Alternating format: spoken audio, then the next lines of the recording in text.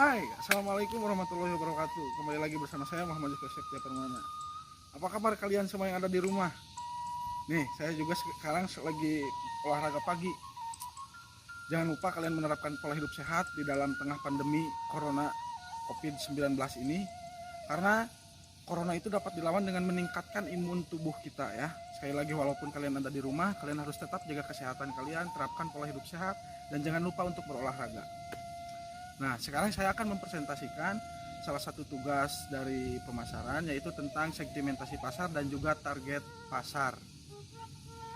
Segmenting ataupun yang kita sebut dengan segmentasi pasar merupakan salah satu orientasi ataupun salah satu cara untuk kita dapat melakukan penetrasi ataupun masuk ke dalam pasar sasaran ya. Nah, dalam proses penetrasi tersebut ada 3 tahapan. Yang pertama segmentasi, yang kedua targeting, dan yang ketiga itu positioning atau memposisikan produk kita di pasaran. Nah, di sini saya hanya akan membahas 2, yaitu tentang segmentasi dan juga targeting. Segmentasi pada umumnya adalah mengelompokkan pasar ataupun pembeli berdasarkan dengan kebutuhan, karakteristik, dan juga keinginan yang berbeda ya. Itu karena di dalam dunia pemasaran itu banyak sekali ataupun berbeda-beda ya, manusia itu memiliki kebutuhan karakteristik yang berbeda-beda. Maka oleh karena itu, untuk memudahkan kita mencapai target kita, mencapai tujuan kita, kita harus mengelompokkan pasar-pasar tersebut menjadi beberapa pengelompokan. Nah, itu tujuan dari segmentasi pasar. Setelah kita mengetahui karakteristiknya seperti apa, terus kebutuhannya seperti apa, keinginannya seperti apa, itu baru kita akan melakukan target. Nah, bagaimana sih caranya untuk melakukan segmentasi itu? Kita dapat terjun langsung melakukan analisa terhadap pasar. Apa sih kebutuhan pasar yang akan kita menjadi target? Terus apa sih yang menjadi karakteristiknya, keinginannya itu seperti apa? Kita dapat terjun langsung untuk memeriksa ataupun menganalisa ya. Nah, yang selanjutnya yaitu targeting.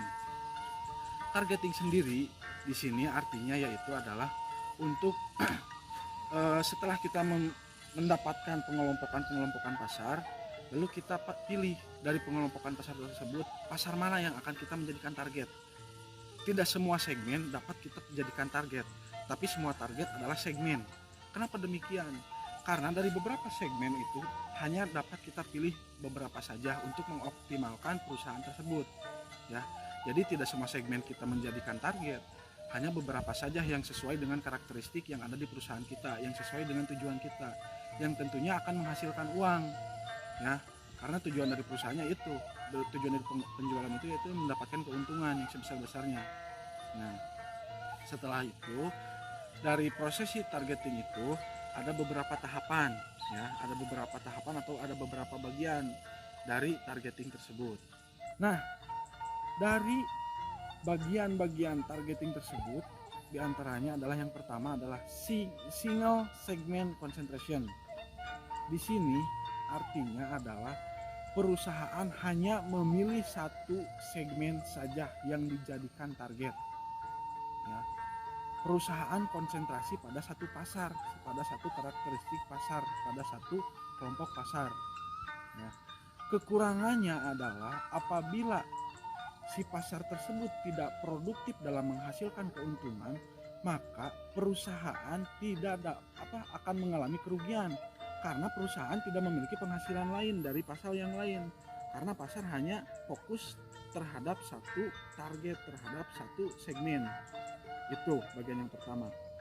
Dan yang kedua adalah selective selection ya, atau bukan selective selection tapi selective specialization ya. Dimana yang dimaksud dengan selective specialization adalah perusahaan memiliki target pasar lebih dari satu. Tujuannya adalah yang tadi, untuk menghindari apabila salah satu target kita tidak produktif atau tidak maksimal dalam menghasilkan keuntungan.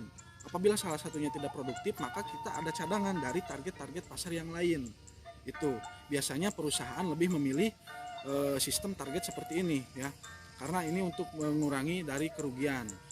Oke, dan yang selanjutnya yang ketiga adalah market specialization, di mana perusahaan berusaha melayani beberapa dari kebutuhan target sasaran kita, dari target pasar ya. Jadi perusahaan itu berusaha melayani lebih dari satu jenis kebutuhan pasar ya. Yang nomor 4 adalah full market coverage, di mana perusahaan berusaha memenuhi seluruh dari kebutuhan pasar ya. Biasanya sistem target ini adalah diterapkan oleh perusahaan-perusahaan besar. Kenapa diterapkan oleh perusahaan-perusahaan besar? Karena tadi dia berusaha memenuhi seluruh kebutuhan dari pasar. Jadi tentunya membutuhkan modal sumber daya yang sangat kuat, yang cukup kuat. Itu ya. Dari keempat sistem target tersebut mereka memiliki kelebihan dan kekurangan masing-masing. Dan biasanya kebanyakan perusahaan itu menerapkan targeting yang nomor 2 yang tadi, selective specialization ya. Itu saja yang dapat saya sampaikan tentang segmentasi dan juga targeting. Mohon maaf apabila ada kekurangan, mohon maaf apabila tidak ada kejelasan ataupun ada yang kurang jelas. Boleh kalian komen di bawah ya, boleh kalian komen, ada di kolom komen, boleh kalian komen. Itu saja yang dapat saya sampaikan. Salam dari saya, tetap jaga di rumah ya, tetap jaga kesehatan di rumah saja. Stay safe. Apabila ada yang datang dari kota, langsung isolasi mandiri di rumah selama 14 hari. Wassalamualaikum warahmatullahi wabarakatuh.